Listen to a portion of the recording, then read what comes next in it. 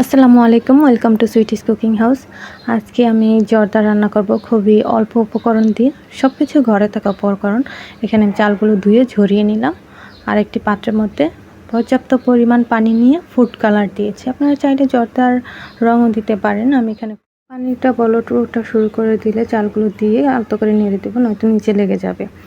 আর যখন হাফ সিদ্ধ হয়ে আসবে একদম 80%, তখন আমি চালগুলো ছেঁকে নেব। আর অন্য একটি পাত্রের মধ্যে আমি 2 কাপ চিনি, তারপরে 1 চিমটি লবণ, এলাচ, দারচিনি আর ঘি দিয়ে ভালো করে একটু মিশিয়ে নেব। এখানে দুধ দিয়েছি, আপনারা চাইলে পানিও দিতে পারেন। চিনি মিশিয়ে বলক উঠে গেছে, এখন আমি চালগুলো দিয়ে ভালো করে নেড়ে দমে রেখে দেব 10 মিনিটের জন্য। এই তো এখন ঢাকনা খুলে আরেকটু নেড়ে চেড়ে এর মধ্যে যার যার পছন্দ মতো বাদাম কিশমিশ দিয়ে নিতে পারেন। আমি আমার পছন্দ মতো বাদাম কিশমিশ দিয়ে নিলাম। তারপর আমি এখানে ছোট ছোট মিষ্টিগুলো মিশিয়ে নিলাম।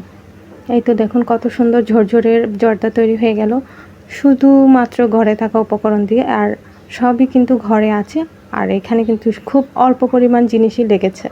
আপনাদের ভালো লাগলে অবশ্যই লাইক সাবস্ক্রাইব করে দেবেন। ধন্যবাদ।